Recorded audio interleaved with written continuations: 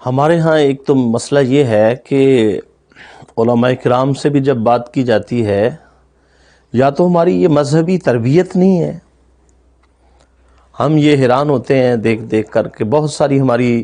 اہل سنت کی یہ تنظیمیں کہتی ہیں کہ جی ہم غیر سیاسی ہیں، ہمارا سیاست کے ساتھ کوئی تعلق نہیں ہے. اور اے اللہ کے بندو، پاکستان کے حالات دیکھیں اور پاکستان کے یہ معاملات دیکھیں کہ یہ جس امامت کی بات ہم کرتے ہیں،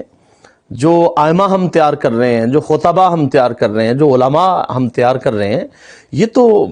مساجد کے لیے، مدارس کے لیے اور یہ ممبر و محراب کے تو ضرور وارث ہیں. یہ تبلیغ بھی کر رہے ہیں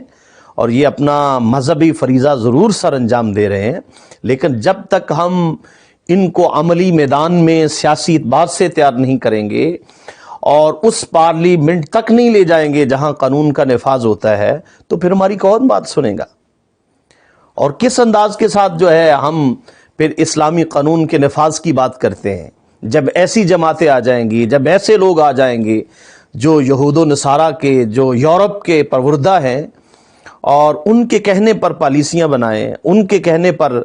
یہ اپنے سارے سیاسی معاملات چلائیں، جو وہ اشارہ کریں اس کے مطابق قانون پاس ہو جائے اور ان کی بتائی ہوئی جو پالیسیاں وہ ہم پر نفاذ ہو جائے، تو پھر یہ مسجد و ممبر و محراب سے ہماری جو آواز آئے گی یہ اتنی مؤثر نہیں رہے گی.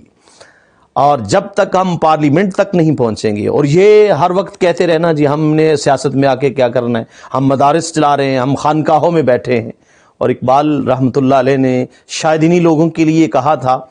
کہ وراثت میں ملی ہے تجھے یہ مسند ارشاد، زاغوں کے تصرف میں عقابوں کے نشے من. ہمارے بزرگوں نے تو ہمیں یہ درس نہیں دیا. ان خانقاہی جو نظام ہے ہمارا، یہ سارا دھرم برم ہو چکا ہے،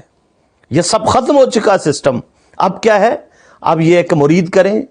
اور نذرانے لیں اور ساری زندگی اسی تماشے کو آگے لے کر چلتے رہیں اور مذہبی اعتبار سے اپنے آپ کو یہ کہیں کہ ہم اہل اللہ ہیں اور ہم بہت بڑے عاشق رسول ہیں. اور پھر جب سیاست کی بات آئی تو پھر ان لوگوں کے پیچھے غلام بن کر چلے اور ان پارٹیوں کی پالیسیاں اپنائی کہ جنہوں نے آج تک پاکستان کا بیڑا غرق کر دیا ہے. جب تک ہم دوسرے مسلک والوں کو دیکھیں، دوسرے لوگوں کو دیکھیں کہ انہوں نے اپنے لوگوں کی کس انداز کے ساتھ تربیت کی ہے، جب ووٹ کے معاملے آتے ہیں اور جب یہ سیاست کا معاملہ آتا ہے، وہ مسجدیں بھی بناتے ہیں، مدارس بھی بناتے ہیں اور وہ تبلیغ بھی کرتے ہیں، اور جب میدان عمل میں کوئی سیاسی بات آتی ہے تو اس میں بھی اپنا اہم کردار ادا کرتے ہیں. تو بھائی ہمیں اس کے بارے میں سوچنا چاہیے. ہمیں علماء کی اور خطباء کی، ائمہ کی اور مذہبی لوگوں کی اپنے مدارس کے اندر دینی طالب علموں کی یوں تربیت کرنا ہوگی کہ تاکہ جہاں وہ مسجد و ممبر کا وارث ہے وہاں وہ فیصلے بھی کرنے کی طاقت رکھتا ہو اور وہ اتنا مؤثر ہو کہ اہل محلہ، گاؤں کے لوگ، شہر کے لوگ اس کی بات کو تسلیم کر کے وہ اس کے پیچھے چلیں اور وہ قیادت کرے،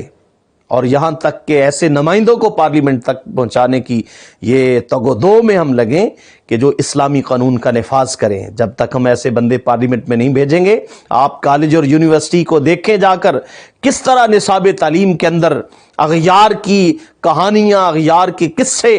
انگریزوں کی کہانیاں اور سٹوریاں پڑھائی جا رہی ہیں، اور ہم بے بس ہیں. ہم کیا کرتے ہیں؟ پھر ہم روڈوں پہ آتے ہیں، پھر ہم احتجاج کرتے ہیں. اگر ہم سب مل کر ایک قوت ہو کر اور اتحاد کی طاقت بن کر ہم اگر آگے بڑھیں گے تو انشاءاللہ پھر کوئی ایسی قوت نہیں ہوگی جو ہمیں دبا سکے. تو میں یہ ایک آپ کو یہ پیغام دینا چاہتا ہوں اپنے ان مذہبی لوگوں کو، مدرسین کو، ائمہ کو، خطباء کو، مذہبی رہنماؤں کو. اور میں نے جہاں تک یہ میرا تجربہ ہے،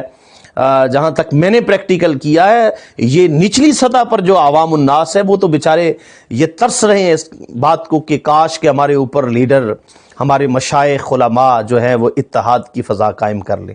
ہر آستانہ جو ہے وہ اپنا ایک نیا نظام لے کے چلا ہے، اور جس کو تھوڑی بہت عزت مل جاتی ہے وہ ایک نیا اپنی نئی منزل لے کر، نئی قیادت لے کر لوگوں کو اپنے پیچھے لگاتا ہے. صرف میں تو سمجھتا ہوں کہ یہ انا پرستی ہے، اور اس میں اپنی اگر انا پرستی ختم ہو جائے، اس انا کو قربان کر دیا جائے، تو یہ ہے سب سے بڑھ کر بات. جب تک انا کو قربان نہیں کیا جائے گا اور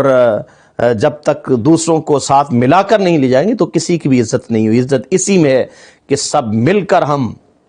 ایک ہو کر ہم آگے بڑھیں گے تو انشاءاللہ پاکستان کے اندر اسلامی قانون کا ہم نفاذ بھی کر سکیں گے اور پارلیمنٹ کے اندر جو ہم چاہیں گے وہ قانون اسلام کے مطابق ہم پاس کر سکیں گے. اللہ تعالیٰ ہم سب کا حامی و ناصر ہو اور ہمیں اس غیر سیاسی سوچ سے نکل کر ہمیں آگے بڑھنے کی توفیق عطا فرمائے. یہیں تو اقبال نے یہ کہا تھا اسی مقام پر کہ جلال پادشاہی ہو کہ جمہوری تماشا ہو، جدا ہو دین سیاست سے تو رہ جاتی ہے چنگیزی.